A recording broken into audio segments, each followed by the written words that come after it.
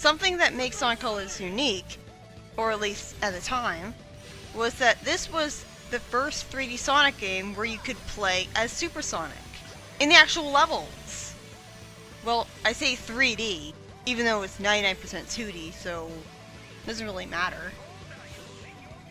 And Super Sonic is pretty underwhelming because the levels are all about precise platforming, and while they're redesigned for Super Sonic in that you don't have to use the wisps anymore, which is good since Super Sonic can't use wisps other than the boost one, ultimately, Super Sonic doesn't really...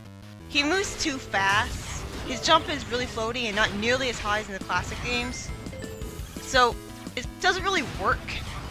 And he moves really... there's also the fact that you have to hear the same 10-second repetitive loop over and over again when you're playing a Super Sonic. And it basically sounds like the most memorable sound in the entire soundtrack. So, it's basically... it's a huge punishment, to say the least. In order to unlock Super Sonic, you have to get all of the red rings. You have to get all the red rings from all of the levels. There's 5 red rings in every level. And there's like... let's see, there's 6 acts and like 6 or 7 zones. I did the math, and it's probably like 180 red rings, which is pretty ridiculous. It's a pretty daunting task, getting all the red rings on its own. But then, you have to beat all of these Gameland levels. Because getting all the red rings unlocks Gameland levels. With you, like, you unlock different Gameland levels depending on how many of them you get, rather than unlocking all of them at once, which is good at least, and guarantees that you'll be able to play at least a few of them. But it's like you have to beat all of these Gameland levels to get Super Sonic, and if you can't do that, then you're cheated out of Super Sonic. And these levels aren't really that fun to begin with. They're slow, boring, overly platformy, and they go on far too long. And plus they have a really ugly Lego block aesthetic. It looks like Aqua Lake Zone, Act 2, only a lot worse. Like, every Gameland level essentially has the same aesthetic, but with a different color. So it doesn't look very appealing, and it's also, like, wisps are usually mandatory in these levels, that's another thing. I think the whole thing about Gameland is that it's a Sonic simulator. Like, Eggman is all about, this is a simulation of Sonic's levels. Like, Eggman designs the levels that Sonic goes through so that they can kill him. So this is basically a testing for that, in simulation form. But, yeah. Like, you play as an artificial Sonic with weird alien antennae, which looks kind of weird. And you can also play as, like, you can have Mii icons, which look really bad because they basically have a weird looking Mii head over your Sonic character. I don't know why they thought that was a good idea. And you can also change the color of your Sonic so that it can look like you're playing as Scourge the Hedgehog, only not really because he's just a green Sonic rather than being able to have a leather jacket and sunglasses. And you can make him pink! Except, you can't make her look like Amy Rose from the classic days, so what's the point? Although, it would have taken a lot of development time to make brand new character models in animation so you could play as other Sonic characters in order to spice things up in a good way. Instead, let's just have Sonic recolors instead. I don't know. Something to talk about. Well, in Sonic Drift 1, you choose the Grand Prix first and the stage second in Free Run, which is the opposite of how it was in Drift 1, which I don't like. I don't like inconsistency like that. It's really arbitrary. Like, it was hard enough picking a stage in Drift 1 as it was, because it was so confusing. It's not like in Mario Kart where you just choose something, and then the arrow immediately goes over to the other option. Like, this, like, another thing about Gameland is that it's basically a really half-ass multiplayer mode. See that red thing following around the person playing as, like none of this footage is mine, because that would require me getting all the red rings to unlock all the stages, and fuck that. The red ball following behind Sonic, that's actually the second playable character if you have multiplayer mode on. And it's not really designed properly for multiplayer because the camera only focuses on one character. Although the levels are so slow and plodding, that doesn't really matter anyways. I mean, there's an exciting part right there where you're running along horizontal crushers, but other than that, it's mostly just waiting around. Or homing attacking past egg pawns that shoot out like projectiles from far. And there's a lot of those, even in the levels that are supposedly based on classic levels. Like, there's Starlight Zone, and Spring Yard Zone, and Scrap Rain Zone, and Marble Zone. But with the Marble Zone one, I can't even tell that it's supposed to be a homage to it at all. Because even the fast parts of the classic levels in this game, they're so slow and platformy, and there's so many egg pawns that shoot out missiles at you to force you to move slowly. And you never get any boost when you want it. Like, look at how tiny your boost meter is, and you don't start out with it. The only fast parts of Gameland are the 3D auto-run parts. And like, there's also a 1.5 multiplayer mode. I'm guessing that's where the red ball is a artificial intelligence. Like, it's an AI version of the second player. I'm not really sure how helpful that would be. This looks pretty difficult to do in one go, because there's also quick stepping to avoid bottomless pits.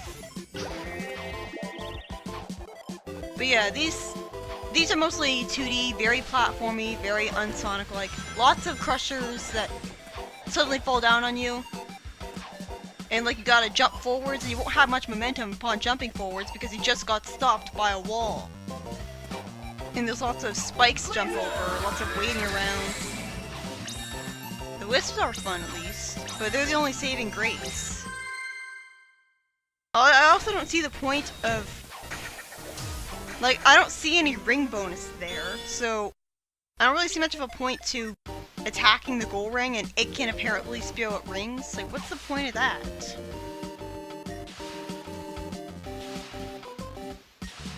Anyways, I have a lot of trivia that I haven't talked about yet for this game, which is good because, well, there's a lot of these game stages, and I want to show them all off, but there's not much to say about them. Like, there's something to say here, like, the water is pretty clear looking, so it's kind of hard to tell sometimes that you're underwater in the Gameland areas. And right there, well, the water looks yellow.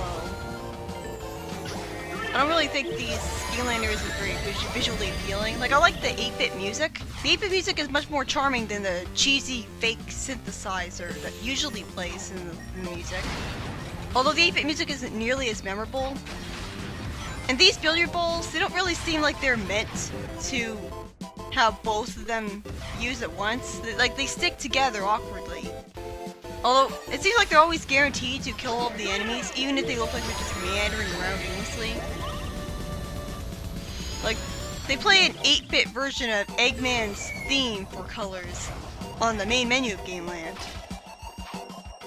So, that's good. So, now for the trivia. Colors is actually the second Sonic game in which the main plot consists of Eggman trying to take over the world by brainwashing. A mobile game called Sonic Jump did it first. It was first released in the Sonic Cafe service on 2005. In its plot, Eggman kidnaps Tails again, and later gets all of the emeralds to use as a brainwashing weapon. The player has to guide Sonic up through levels while mainly controlling his left and right movements. Whenever he lands on a platform in that game, he automatically jumps off it, hence the name Sonic Jump. And the game has contrast syndrome before Lost World did, because, like, you go up, and if you fall below the screen, rather than the screen scrolling down, you'll actually die. Which which really sucks. And there's platforms that fall or bounce you higher, and enemies that can only be beaten from below. The game had a mixed reception. It had sluggish and occasionally inaccurate controls and was dull to play. The game had Sonic Advance sprites, and a blue-eyed Sonic on the title screen, and a black Chaos Emerald, which is a cool concept. And like, I'm not opposed to emeralds being the wrong color, because like they're the Chaos Emeralds. Like, it's lucky that they even keep a consistent shape, let alone colors. And in Sonic Jump, you also don't lose all of the rings that you have when you get hit, which is like a merciful mechanic. I like that, which is why Colors removes it, which is part of what makes the boss Eternal Velocity so easy to die in, because like you get hit once and you lose all your rings. And this is also the first main Sonic game to have completely irrelevant Chaos Emeralds. Like, they're just an extra thing that you get to get Super Sonic. Which I guess harkens back to the really old classic days where the emeralds were just something you got for a better ending. And thankfully, it's not a better ending in this game. So it's not like you're forced to get all the red rings to have people acknowledge you're beating the game as legitimate. Yeah, this is definitely Scrap Brain Zone. I can tell because of this section right here. Like, this was a pretty memorable section in Scrap Brain Zone. Although, like, they don't really do a good job of accurately recreating the classic stages when, among other things, like, I don't remember a wall jumping section being there in Sonic 1's version. And, like, they don't look aesthetically like them at all. And they don't even try to have music that is like it. So it doesn't feel like the level that's trying to represent. So what's the point? It just feels like it's a very clueless attempt at a homage. It's pretty much impossible to avoid getting hit by those things. They just sneak up right on you. Like, I just don't see the point. Like, there's also the fact that there's not nearly enough dash pads or springs. Especially not dash pads. And you don't have enough boost either, so even in the parts that would have been fun and fast in the classic days, it's not nearly as fun, because in the classic days you could just roll up into a ball and roll down a slope really quickly. But in this game, you have to rely on boost, which you barely ever get, so the fast parts of the classic levels are just replaced with slow areas where you're just avoiding enemies and stuff.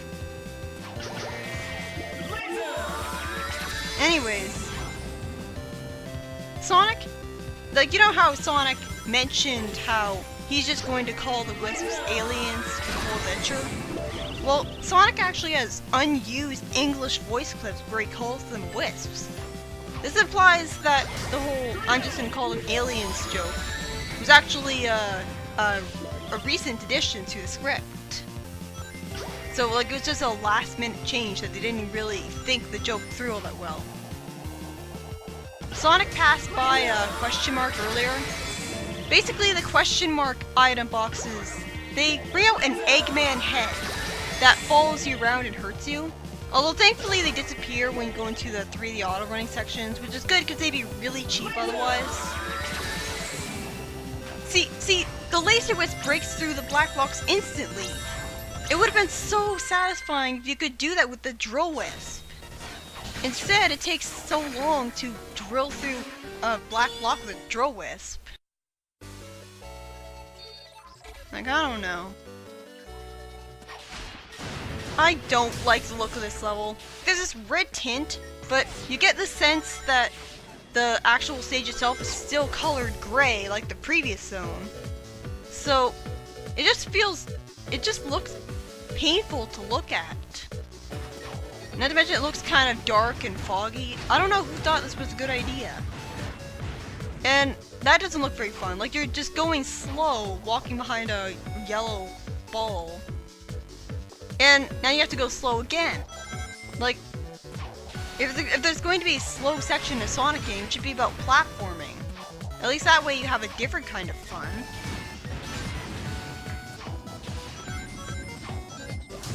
Based on concept art of the egg pawns, there would have been white enemy egg pawns designed specifically for Terminal Velocity.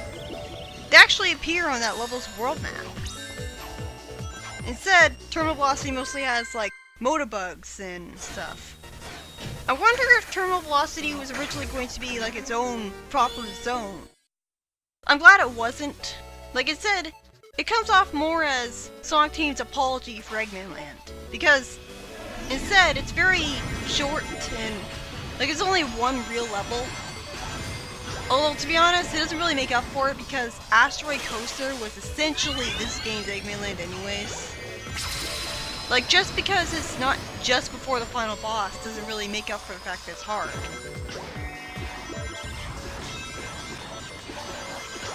Like, this seems to be a pretty alright level. Like, it actually remembers how fast and fun the game can be. It's actually taking advantage of the fact that you can boost.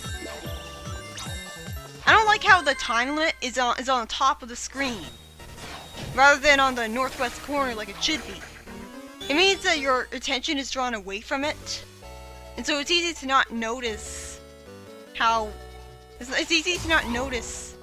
much time that you've spent in a level. And like, here it's mandatory. Basically, there's 7 zones of Gameland, and you have to beat 3 acts of Gameland in order to get a Chaos Emerald. Because 1 act wasn't enough. I don't know, I just feel like this was a waste of development time. Although, this game is, I'll admit this game is pretty polished. Like, there's not really that much that they could have improved on from more development time. Like, well, I'm not going to say they're using the Unleashed engine, because they weren't using the Hedgehog engine. Although the Hedgehog engine was mostly for lighting, not really for physics, I guess. But it's like, they were just using the Unleashed gameplay and speed, so it's not like they really could have made it accurate for precise platforming.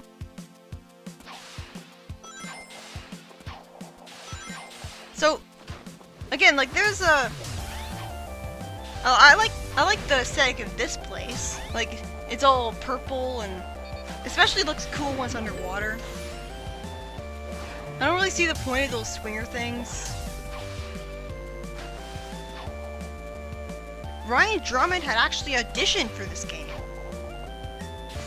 And Sega were happy to have him back, but then Sega said he'd have to leave his union and he'd be paid very little. I don't understand why they were stupid enough to say that. I mean, they should have known that he was going to tell them to screw off. Like, I would have loved to have Ryan Drummond back. Well, to be honest, I associate Ryan Drummond more with the Dreamcast Sonic. Like, back when Sonic was a little younger. Nowadays, like, with Unleashed onwards, and like, well, more like with 06 onwards, Sonic feels older, so I associate, like, now I think Jason Griffith is a better Sonic, considering that Sonic is not, like, 13 anymore. So I don't know, I think Ryan Drummond might not be a good fit for Sonic anymore, considering his model. I don't know. Anything would be better than Roger Craig Smith. Like, I can't take him seriously as Sonic. Like, he sounds like a deadpan snarker, but not someone sympathetic. Like, I can't imagine him actually caring about anyone. I can't really buy him as a hero, or as an adventurous thrill seeker, or anything like that. I can't really buy him as Sonic.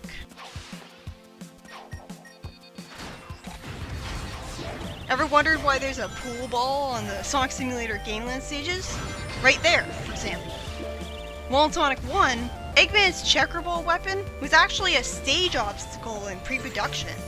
And it did basically the same thing that the pool ball does.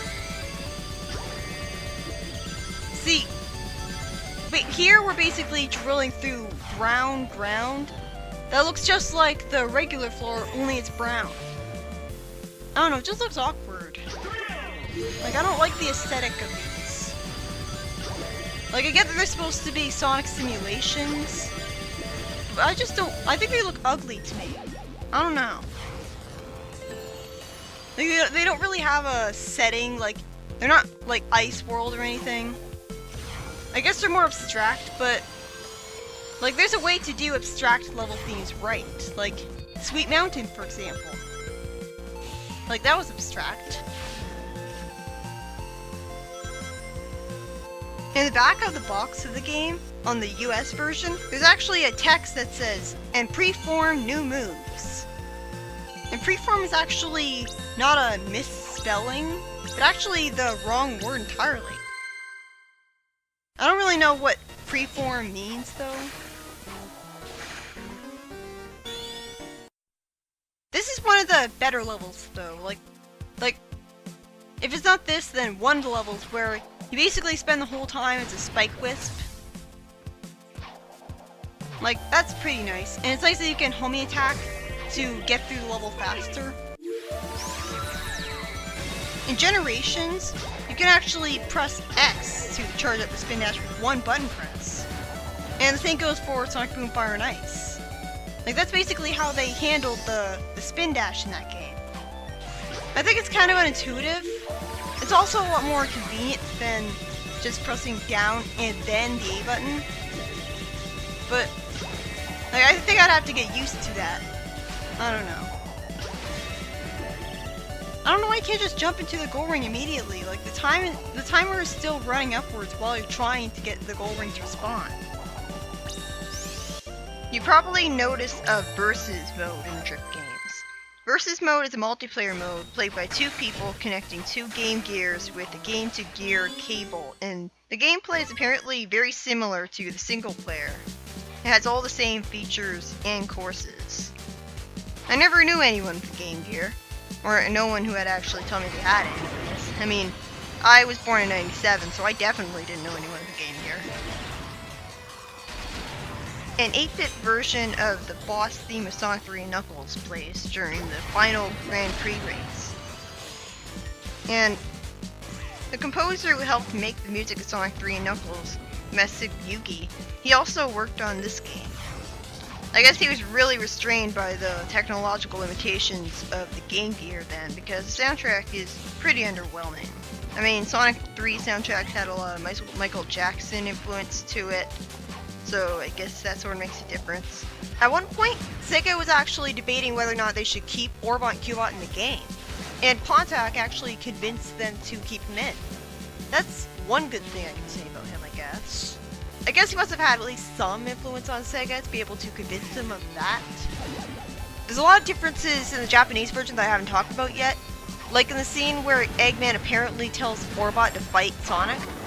Apparently, in the Japanese version, Cubot tries to fight Sonic as a ninja, and Eggman tells him off and summons the robot, which works better with the visuals.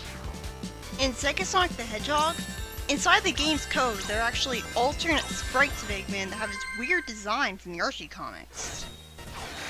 So, that's pretty weird. Like, does it imply that the game was originally meant to be based on the Archie comics continuity? Like, I know there was a cancelled Sonic game based on Saturday End that they decided to cancel because it looked too slow. Which, you know, I wish they did that more often later on in the series, because, like, I wish they had cancelled, like, Sonic Boom because they said it was too slow. Instead, they decided another game that's basically the Werehog combat. That's a great idea. Let's just keep doing that. This is a pretty good level because it's based around the Hover Wisp. And, like, the Hover Wisp moves pretty slowly upwards, so it's really good that they have you moving horizontally. And, like, Lightspeed dash a whole bunch. Like, that's... And, like, there's also lots of homie attacking that you can do to get through pretty quickly. And it's only 48 seconds. Which is the length that these Gameland stages should be, rather than going on for multiple minutes. Which some of them do.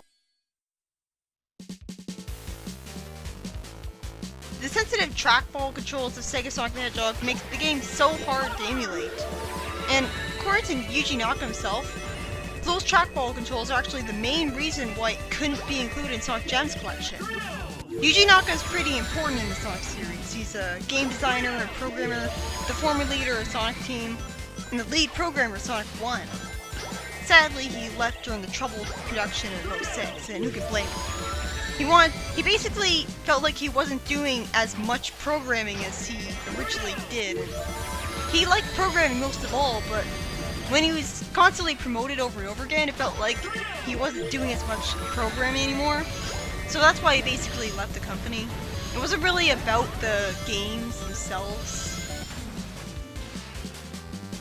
In Eggman's Tower in Sega Sonic the Hedgehog, it's actually the only level in the game that doesn't let you use continues when you run out of lives. And I think that's kind of bullshit. Like, why would they arbitrarily change the rules on you? Like, I don't know, I think they should keep that consistent. Sonic Spinball actually has 16 Chaos Emeralds. And, like, they're all blue. Like, that game's definitely not canon. And the third level, called The Machine, was actually based on the scrap Genocide City Zone from Sonic 2. So that's pretty interesting, at least. I never really had good luck with slot machines. Like, in Sonic games, I always just jumped into them and just got 3 Eggmen. I like how the springs that send you back, they look more like they have Eggman symbol on them, because it makes it feel more acceptable to me that they send you back. It makes it feel like they're an intentional part of the level design, rather than just some arbitrary, like, oh, let's just randomly put a spring there. Oh, we didn't account for the fact that dude would run into it, so he gets sent backwards. In the artwork for Sonic Spinball, the 8-bit Sonic Spinball actually shows Eggman in his Adventures of Sonic the Hedgehog design. Which makes sense, because it was basically just a Sad AM Adventures of Sonic the Hedgehog based game. In the Japanese version, in the elevator scene, Tails is concerned about whether Eggman has a security system in the elevator, and concludes that he didn't put one there because no thief would dare cross Eggman. The annoying thing about this level is that, while it is based off the Rocket Wisp, it's a vertical level. And the main reason that the Rocket Wisp was so fun was that you were able to skydive horizontally after using it, and so you could skip a whole bunch of the level. But you can't do that when it's a vertical platforming area. And another annoying thing is that you've got a slow elevator section where all you're doing is just waiting and occasionally attacking enemies.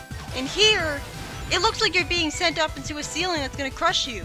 It's kind of hard to tell that it's actually in the background and that you're just going to be sent upwards through the level. Because, like, the background blocks look like they're just a natural extension of the walls. They don't do enough to distinguish the background from the foreground, which is especially a problem in levels with such a simplistic aesthetic. And, like, you're constantly double jumping because you're impatient for it to be over. It's a good thing that crumbles rather than getting you crushed as you sent into it. There's like that billiard ball that gives you flashbacks to Dusty Desert's ball puzzle. Never really leaves you alone until it finally rolls off the edge. And then there's another one. And like these are just there to sort of make up for the fact that you're just standing around waiting by giving you something to do. But it doesn't change the fact that it's padding out the level. Like, this level didn't need to be 2 minutes long. And Sonic Spinball and Dr. Robotnik's Mean Bean Machine are the only 2 games that use the term Mobius in every version of the game. The Japanese version of the story even says that Eggman already took over the world, putting Sonic and Tails in a freedom fighter-like role like in the comics. So, I wonder what would have happened if they had made a game based around those cartoons, like an actual one, not a dumb spin-off pinball party game. Like, imagine if the games had just followed the comics continuity. Well, then the 3D Sonic games probably would be cancelled at this point because, let's face it, the Archie comics, they're basically sort of cancelled now because, like, they keep on delaying them and not telling us anything. It's basically because Sega is just sick of the Archie writers constantly suing. Because, like, they're just greedy and they just want to make money off the characters. Even after those characters have already been taken out of the comics entirely from a stupid reboot. Like, this is exactly why I don't like comics. Because what's the point of getting invested in anything if they're just going to reboot everything and, like, reverse everything.